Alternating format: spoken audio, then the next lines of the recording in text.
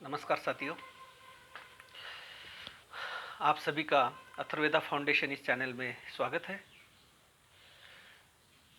आज हम सभी तरफ जब देखते हैं तो सभी लोग एक बड़ी भागदौड़ में लगे हुए, एक रैट रेस में फंसे हुए हैं।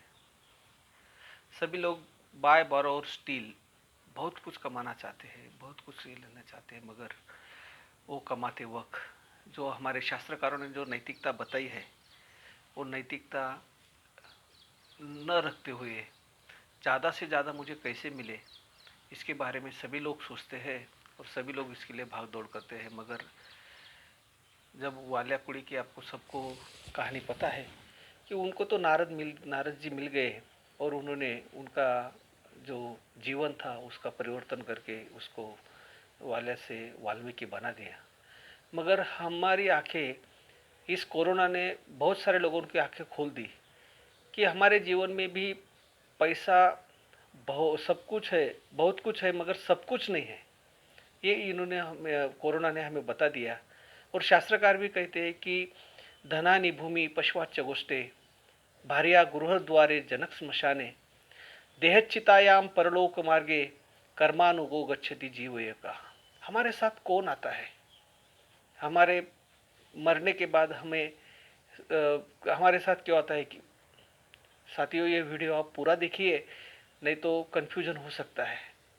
यानी कि धनानी भूमि पशुवाच्य गोष्ठी, ना हमारे साथ हमारी संपत्ति आती है, ना हमने कमाया हुआ जो जमीन है, जमीन जुमला है, वो हमारे साथ आता है, ना हमारे पशु हमारे साथ आते हैं।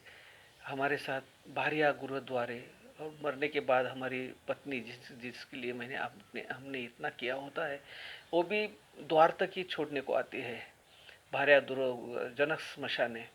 और जो हमारे मित्र, हमारे रिश्तेदार, हमारे जो हित चिंतक लोग हैं, वो भी स्मशान तक छोड़ने को वाले। देह चितायाम, जिस देह को हमने इतने उम्र भर सजाया, उसके लिए बहुत सारा खर्च किया, मगर वो भी चिता तक ही, जब तक हमें वो अग्नि पर रखते नहीं तब तक हमें हमारे साथ रहता है। देह चितायाम परलोक मार्गे कर्मानुगच्छति जीवेगा। और वो ये परलोक में हमने जो कर्म किए हैं वही हमारे साथ आते हैं, बाकी कोई भी हमारे साथ नहीं आता।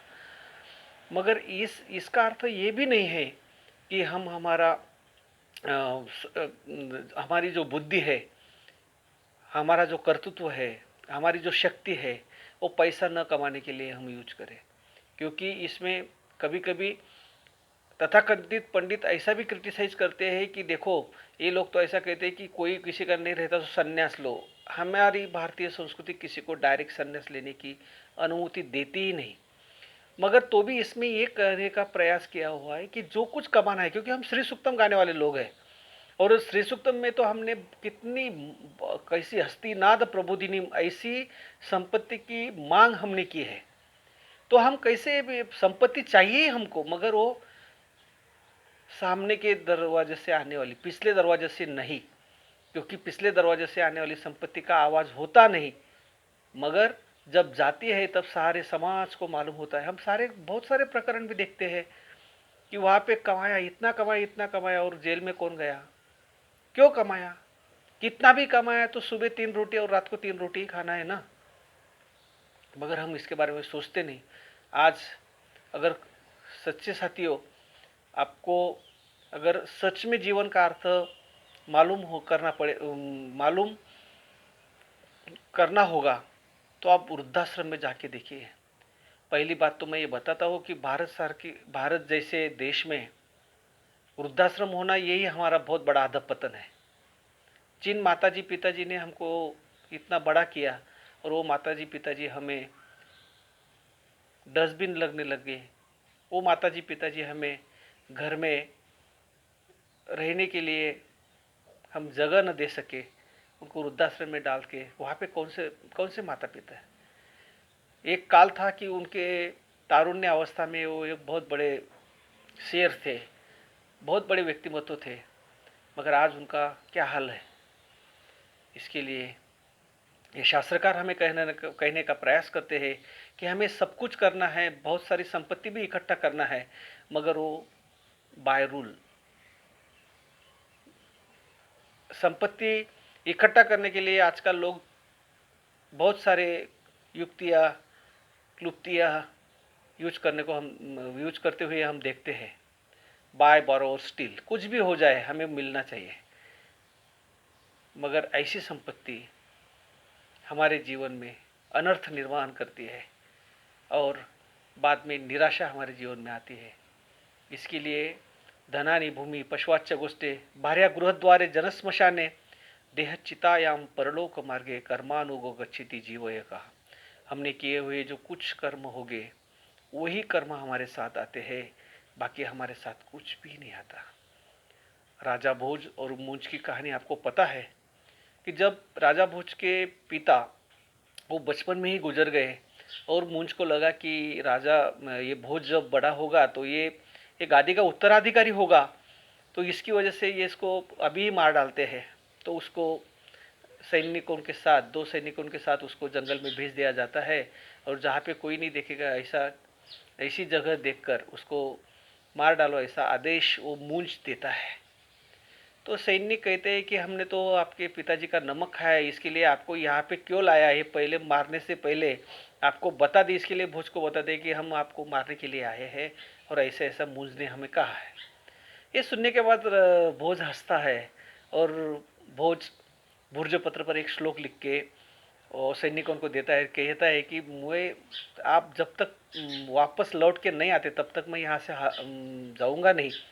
आप ये सिर्फ ये जो पत्र है वो मूंज को दिखा दो और बाद में मुझे मार डालो। सैनिक कहते कि इतने साल इसके पिताजी का नमक खाया है तो एक काम इसका भी कर देते हैं। और मूंज के पास वो जो भूर्ज पत्र लेके जाते हैं और वो श्लोक पढ़ने के बाद, उसका श्लोक का अर्थ ऐसा था कि अभी तक कोई भी ये पृथ्वी के ऊपर से कोई भी मरने के बाद कुछ भी लेके नहीं गया, मगर मुझे बहुत आनंद है कि आप मरने के बाद ये सभी साथ में लेके जाने वाले, इसके लिए अविचार करके तुम मुझे मारने की कोशिश कर रहे हैं। ये सब बहुत ही अच्छा सुंदर श्लोक है वो। तो वो ये पढ़ने के बाद खुद मूंज उसको लेने के लिए जंगल में आता है। साथियों, इसमें एक ही कहने का तात्पर्य है कि जीवन में सब कुछ हम चमे चमे ऐसे, जो ऋषि ने हमारी मांग की है कि बहुत सारी चीज़ें हमने मांग ली है। हस्तिनाद प्रबोधिनी ऐसी लक्ष्मी महालक्ष्मी की पूजा करने वाले हम लोग हैं। हम वो लोग नहीं हैं कि जो कहते हैं कि जो अमीर आदमी है उसको मोक्ष नहीं मिलेगा, एक कहने वाली फिलॉसफी हमारी नहीं है। हमारे एक एक ऋषि लाख लाख विद्यार्थियों का तपोवन गुरुकुल चलाते थे, इतने बड़े थे और इतने श्रीमंत थे। जनार्दन स्वामी हमारे वहाँ पे तो एकनाथ महाराज जैसे सीए थे। बहुत सारे कहानियाँ हमारे तरफ है कि हम लक्ष्मी को हम त्याज्य नहीं मानते, मगर जो लक्ष्मी हमारे घर में आनी चाहिए वो नैतिकता से, शास्त्र के अनुसार, नीति धर्म के अनुसार वो हमारे घर में आए तो वो सच में हमारा घर स्वर्ग बना देगी। नहीं तो गलत तरीके से आई हुई लक्ष्मी हमें सुख नहीं दे सकती, हमें आनंद नहीं दे सकती। इसके लिए साथियों, हमारे साथ सिर्फ और सिर्फ हमारा कर्म ही आता है, अच्छा हो या बुरा हो, क्योंकि कर्म हमें करना ही है। भगवान ने हमें जन्म दिया, मगर कर्म करने हमें विल पावर भी दी, मगर विल पावर में कर्म क्या करना है हमें सोचना है। इसके लिए आज ये इतना ही। धनानि भूमि पशुवाच्च गोष्ठे भार्या गृहद्वारे जनश्मशाने देहचितायां परलोक मार्गे कर्मानुग गच्छति जीवयेगा। कर्म ही हमारे साथ आता है। साथियों, आपने अगर हमारा ये अथर्ववेदा फाउंडेशन चैनल सब्सक्राइब नहीं किया होगा तो सब्सक्राइब कीजिए। आपको ये चैनल अच्छा लगा तो अपने डियर एंड नियर को शेयर भी कीजिए। बेल आइकन दबाइए। वंदे मातरम।